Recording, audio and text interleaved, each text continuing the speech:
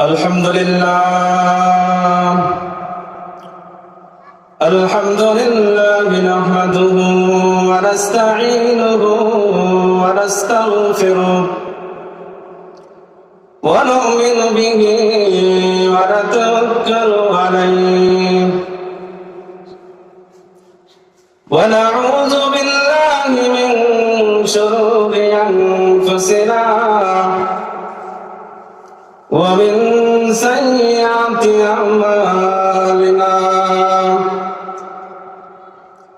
من يهده الله فلا مضل له ومن يضلله فلا هادي له ونشهد أن لا إله إلا الله وحده لا شريك له ونشهد أن سيدنا ومولانا محمدا عبده ورسوله صلى الله تعالى عليه وعلى آله وأصحابه وبارك وسلم أما بعد فأعوذ بالله من الشيطان الرجيم بسم الله الرحمن الرحيم وقالوا ربنا إنا أطعنا سادتنا وكبراءنا فأضلونا السبيلا اللهم صل على محمد وعلى آل محمد كما صليت على إبراهيم وعلى آل إبراهيم إنك حميد مجيد اللهم بارك على محمد وعلى آل محمد كما باركت على إبراهيم وعلى آل إبراهيم إنك حميد مجيد سبحانك لا علم لنا إلا ما علمتنا إنك أنت العليم الحكيم لا إله إلا الله لا إله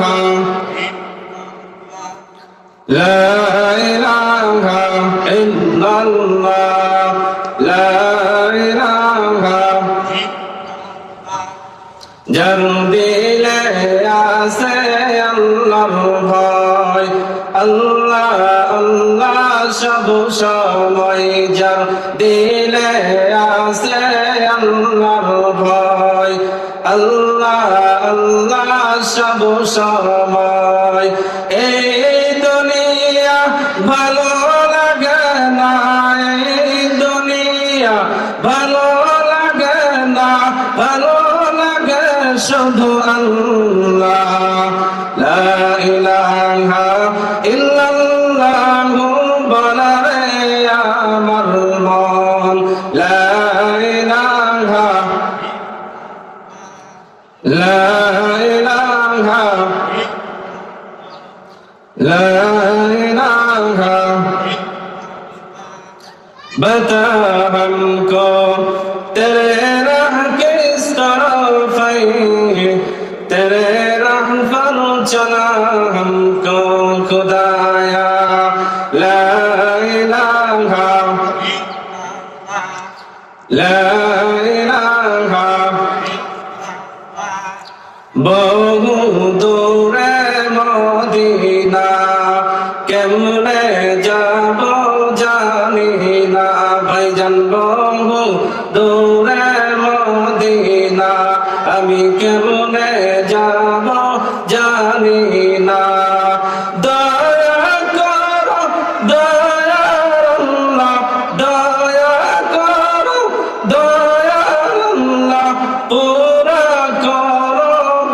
সোনা লা ইলাহা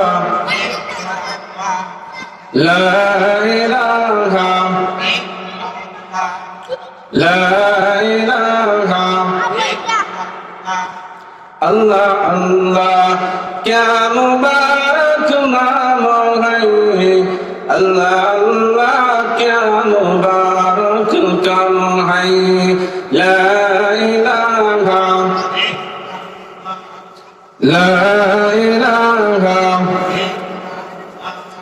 ला इलाहा इल्लल्लाह मुहम्मदुर रसूलुल्लाह সাল্লাল্লাহু আলাইহি ওয়াসাল্লাম। আলহামদুলিল্লাহ, আজকের এই রোহা মধ্যপাড়া জামে মসজিদ ও ইসলামী সমাজ কল্যাণের উদ্যোগে সপ্তম বার্ষিক ইসলামী মহাসম্মেলনের সম্মানিত সভাপতি, আমন্ত্রিত উলামায়ে কেরাম, মাহফিলে আল্লাহ পাক আমাদেরকে আসার বসার তৌফিক দান করেছেন। সেই মালিকের দরবারে আমরা শুকর আদায় করি আলহামদুলিল্লাহ।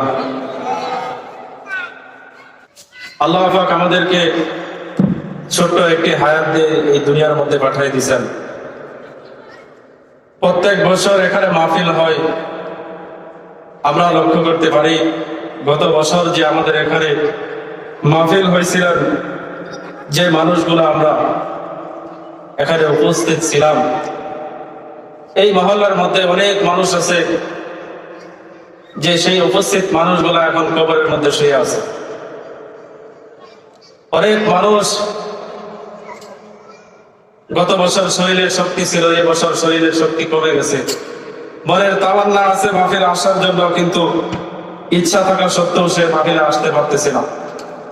হইতে পারে আল্লাহ পাক আমাদেরকে জীবনের শেষ মাহফিল এটাই হইতে পারে। আল্লাহ পাক আমাদেরকে এই যে একটা জান্নাতি পরিবেশে আসার কিছু কথা উলামায়ে কেরামের জবান থেকে শোনার জন্য আল্লাহ পাক ব্যবস্থা করে দিয়েছেন। যুবকদের মেহনতে এটাকে আমরা সুবর্ণ সুযোগ মনে করে আজকে আমরা উলামায়ে কেরামের জবান থেকে কিছু কথা শুনে জীবনের আমলের পরিবর্তন এখান থেকে আমরা নিয়ত করে যাই, যেন আল্লাহ পাক আমাদেরকে ইসলাহ দান করেন। তো বলতেছিলাম যে সামান্য সময় আল্লাহ পাক এই দুনিয়ার মধ্যে আমাদেরকে পাঠাইছেন। এই দুনিয়া আমরা থাকার জন্য আসি নাই, দুনিয়া কেউ থাকতে পারবে না। সকল মানুষ বিশ্বাস করে যে এই দুনিয়া থাকার মতো না, এই দুনিয়া থাকার মতো না। আমরা সবাই বিশ্বাস করি দুনিয়াতে আসার সিরিয়াল আছে, কিন্তু যাওয়ার কোনো সিরিয়াল নয়। কে কখন যাবে এটা বলা যায় না। তো কবর আমাদের সর্বপ্রথম ঘর, দুনিয়া থেকে যাওয়ার মাধ্যম সর্বপ্রথম কবর। এই কবরে যারা সুন্দরভাবে হিসাব দিতে পারবে তাদের আখিরাত সুন্দর হবে। কবরে যাদের হিসাব গরমিল হয়ে যাবে তাদের আখিরাত খারাপ হয়ে যাবে। এর জন্য দুনিয়ার মধ্যে আমরা যেরকম দুনিয়াকে সুন্দর করি, আমাদের কবরও সুন্দর করা চাই। এর জন্য কবি বলেন, দারে ফানি কি সাজাওয়াত পর না যা, নেকি উসে আপনা আসলি ঘর সাজা। দারে ফানি কি সাজাওয়াত পর না যা, নেকি উসে আপনা আসলি ঘর সাজা। ও আল্লাহর বান্দা, দুনিয়ার মধ্যে তোমাদের ঘরকে তোমরা সুন্দর করে সাজাইতেছ। দুনিয়ার ঘরকে আলমারি দিয়ে সাজাইলা, বড় বড় বিল্ডিং দিয়ে তোমাদের ঘরকে তোমরা সাজাইলা। তোমাদের সামনে যে একটা কবর আছে, সেই কবর তোমরা কি দিয়ে সাজাইলা? কবি বলেন, দারে পানি কি সাজাওয়াত পর না যা, নেকি উসে আপনা আসলি ঘর সাজা। নেকি দ্বারা তোমার কবরকে, আসল ঘরকে তোমরা সজ্জিত করো। এই নেকি কিভাবে অর্জন করা যাবে, এই নেকি উপার্জন করা কিভাবে যাবে, এটা উলামায়ে কেরাম বলে দিবে, মসজিদের খতিব সাহেব বলে দিবে। এই নেকি কিভাবে উপার্জন করা যায়। ও এলাকার ভাইয়েরা, ও এলাকার মুরব্বীরা, তোমরা কতদিন কি মনে করছো এই দুনিয়ার মধ্যে তোমরা সফলতা অর্জন করতে পারবা? তোমরা মনে করছো দুনিয়ার মধ্যে অনেক লম্বা সময় আল্লাহ পাক আমাদেরকে হায়াতে জিন্দেগি দান করছেন। তোমরা দেখো না তোমার দাদা কোথায় গেল, তোমার বাবা কোথায় গেল। তোমার দাদার দিকে তাকায় দেখো, তোমার দাদা এই দুনিয়ার মধ্যে সফলতার পিছে ঘুরতে গিয়ে তার জীবনের সমস্ত আমল গুলা সঠিকভাবে গুছায় যাইতে পারে নাই। সে মনে করছে একটু সংসারটাকে গুছায় এরপরে আমল শুরু করে দিব। তোমার আমার বাবার দিকে তাকায় দেখো, তোমাকে আমাকে লালন পালন করতে গিয়ে বাবার জিন্দগি শেষ হয়ে গেছে, এরপরও বাবা আমল নিয়ে পরিপূর্ণভাবে কবরে যেতে পারে নাই। তুমি আমি কি মনে করছো? তুমি আমি মনে করতেছি যাদের একটু বেশি টাকা পয়সা আছে, আমরা মনে করতেছি যে টাকা পয়সা একটু হিসাব শেষ করে এরপরে আমরা এমন ভাবে আমল করা শুরু করব, একেবারে মৃত্যু পর্যন্ত আমল আর ছাড়ব না। এই মৃত্যু কখন আসবে জানা নাই। আল্লাহ রাসূল সাল্লাল্লাহু আলাইহি ওয়াসাল্লাম হযরত আলী রাদিয়াল্লাহু তাআলা আনহুকে ডেকে বলে, ও আলী, তুমি মৃত্যুকে কত দূর মনে করো? হযরত আলী রাদিয়াল্লাহু তাআলা আনহু বলেন, ইয়া রাসূলুল্লাহ, ইয়া হাবিবাল্লাহ, আমি মৃত্যুকে এত কাছে মনে করি যে আসরের নামাজ আমি আদায় করলাম, মাগরিবের নামাজ আমি আদায় করতে পারবো না, আমি মৃত্যুকে এত কাছে মনে করি। আল্লাহ রাসূল সাল্লাল্লাহু আলাইহি ওয়াসাল্লাম বলে, আলী, তুমি তো ভুলের মধ্যে আছো, মৃত্যু তো এত দূরে না। আল্লাহ রাসূল সাল্লাল্লাহু আলাইহি ওয়াসাল্লাম বলেন, ও আলী, তুমি তোমার ওযু করার সময় তোমার ডান পা ধুতে করছো, বাম পা ধোয়ার সময় তুমি পাবা না, অথবা তুমি ডান দিকে সালাম ফিরাইছো, তুমি বাম দিকে সালাম ফিরানোর সময় পাবা না। মৃত্যু হইতেছে মানুষের এত কাছাকাছি। ও আমার বাবারা, ও আমার ভাইরা, গত বছর যারা এই মাহফিলে শুনতে এসেছিলেন, অনেক ভাই আছেন তার বাবাকে হাত ধরে ধরে মাহফিলে শোনার জন্য এসেছিলেন। অনেক নাতি আছে তার নানার হাত ধরে ধরে, অনেক নাতি আছে তার দাদার হাত ধরে ধরে মাহফিলের মধ্যে চলে আসছিলেন। দাদার সাথে মাহফিল শেষ করে আবার বাড়ির মধ্যে চলে গেছেন। হইতে পারে এমন সুযোগ আর হইবে না। অনেক যুবক আমাদেরকে ডেকে ডেকে বলে, হুজুর, বাবা জীবিত দশায় আমরা বাবাকে একটা ভালো কাপড় পরাইতে পারতাম না, বাবা জীবিত দশায় ভালো খানা খাওয়াইতে পারতাম না, মনে করতাম একটু টাকা পয়সা হইলে তাদেরকে একটা ভালো সম্মানের জায়গা বসাইব, কিন্তু হুজুর, বাবা দুনিয়া থেকে চলে গেছে, বাবা দুনিয়া থেকে চলে গেছে, আল্লাহ পাক আমাকেও কামায়ের এরকম ব্যবস্থা করে দিছে, মাস গেলে লক্ষ টাকা উপার্জন করি, কিন্তু ওই বাবার অবস্থান, বাবাকে খাওয়ানোর মতো ব্যবস্থা নাই। কুরবানি যায়, রোজারে যায়, বিবি বাচ্চাদেরকে নিয়ে ঈদের মার্কেটে আমি যাই, হুজুর, বিবি বাচ্চারা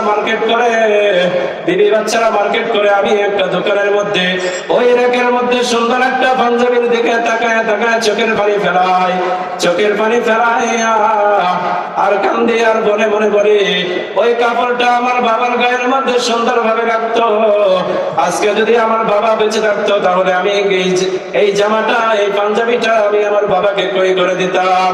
বলে, হুজুর, ঠিকই টাকা আছে কিন্তু আমার বাবা নাই। অনেক নাতিরা বলে দোকানের মধ্যে তাকায় দেখি সুন্দর সাদা লুঙ্গিটা দেখা যায়, পকেটে টাকা আছে কিন্তু দাদা নাই, মনে চাই দাদার জন্য সেই সুন্দর লুঙ্গিটা ক্রয় করি। অনেক সন্তানরা কান্না করে চোখের পানি ফেরায়, বলে, হুজুর, মার জন্য জীবদ্দশায় কোনো কিছু দিতে পারি নাই, ভালো খানা খাওয়াইতেও পারি নাই। আজকে বিবি বাচ্চাদেরকে নিয়ে মার্কেটে গেলে, ঈদের সময় মার্কেটে গেলে ওই দোকানের রেকের মধ্যে দেখতে পাই সুন্দর শাড়ি দেখা যায়, মনে চায় মার জন্য ওই শাড়িটা কিনে মাকে সুন্দর করে পরাই, ঈদের দিন মা সুন্দর করে আমার কিনে দেওয়া শাড়িটা মা পরে আমার বাচ্চাদের সাথে এরকম সুন্দর ভাবে খেলা করবে, কিন্তু হুজুর, আমার মা দুনিয়াতে নাই। যাদের মা কবরে গেছে, বাবা কবরে গেছে, মনের তামান্না আছে। অনেক ভাই আছে মাহফিলের মধ্যে, ওই বাবাকে নিয়ে মাহফিলের মধ্যে আসছিলেন, এখনো মনের তামান্না আছে, বাবা যদি বেঁচে থাকতো আজকে মাহফিলের মধ্যে আসতাম। তাদের মনের ব্যথা, তাদের মনের মধ্যে কি আকাঙ্ক্ষা, এটা শুধু তারাই বুঝবে। ও অন্য মানুষ এই মনের আকাঙ্ক্ষা, মনের তামান্না বুঝবে না, মনের কষ্ট বুঝবে না। অন্য মানুষদেরকে বুঝাইল তারা বুঝবে না। ও আমার ভাইয়েরা, আল্লাহ পাক বলে খবরদার, খবরদার, দুইটা অন্যায় তোমরা করবে না। দুইটা অন্যায় যদি করো তোমরা দুনিয়াতে মাফ পাইবে না। তওবা না করে কবরে যদি যাও, কবরে যাওয়ার সাথে সাথে আযাব শুরু হয়ে যাবে।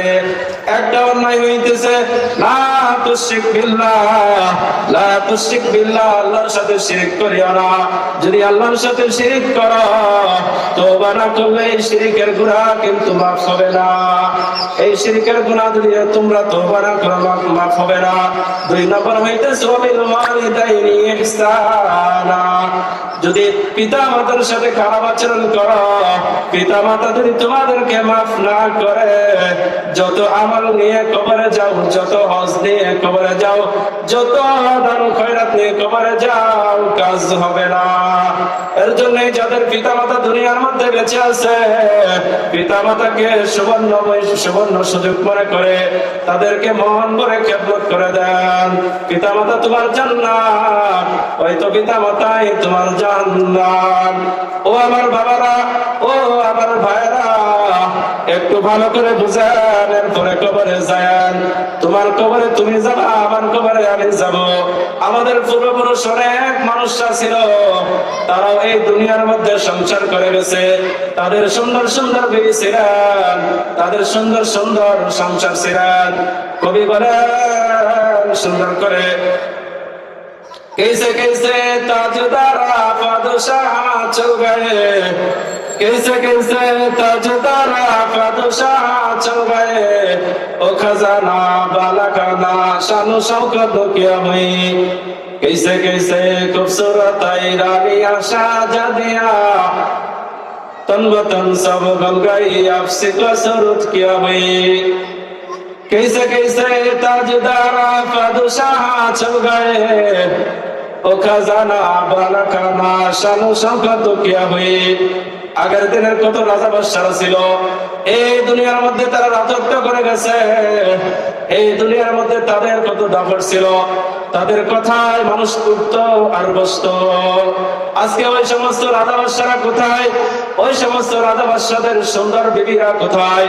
তাদের বিবিদের কত সুন্দর সুন্দর চেহারা ছিল, তাদের বিবিদের সুন্দর সুন্দর চেহারা ছিল, তাদের সুন্দর সুন্দর এরকম বসার স্থান ছিল, কুরসি ছিল। আজকে ওই সমস্ত রাজা বাদশারা কোথায়? তারা তো সকলেই কবরের বাসিন্দা হয়ে গেছে। তুমি আমি কবরে যাব, কবরে যাওয়ার সাথে সাথে একজন ফেরেশতা আসার পর তোমাকে আমাকে জিজ্ঞাসা করবে, মান রব্বুকা ওয়া মান দীনুকা ওয়া মান নাবিয়্যুকা। যদি তুমি দুনিয়ার মধ্যে আমল করে থাকো, হালাল উপার্জন করে থাকো, তাহলে এই প্রশ্নের উত্তর আল্লাহ পাক তোমাকে আমাকে সহজ করে দিবেন। আর যদি দুনিয়ার মধ্যে হারাম ভক্ষণ করছো, মুরব্বীদের সাথে খারাপ আচরণ করছ, পিতা মাতার সাথে খারাপ আচরণ করছ, কবরের মধ্যে যাওয়ার পর এই প্রশ্নগুলোর উত্তর মুখ দিয়ে আর বের হবে না। সে বলতে থাকবে, আমি এই প্রশ্নের উত্তর জানি না। দুনিয়ার মধ্যে বহুবার ওলামায়ে কেরামের জবান থেকে আমরা এই প্রশ্নগুলো শুনছি, মনে মনে বলতেছি হয়তো বা আমরা কবরে যাওয়ার পর বলতে পারবো। কিন্তু যারা দুনিয়ার মধ্যে 5 ওয়াক্ত নামাজ পড়ে নাই, মুরব্বীদেরকে মানে নাই, পিতা মাতাকে মানে নাই, বড়দের সাথে খারাপ আচরণ করছে, আল্লাহ পাকের হুকুম মানে নাই, নবীর তরিকায় চলে নাই, তাদের জবান থেকে প্রশ্নের উত্তর গুলো বের হবে না। আর যে সমস্ত আল্লাহ পাকের নেককার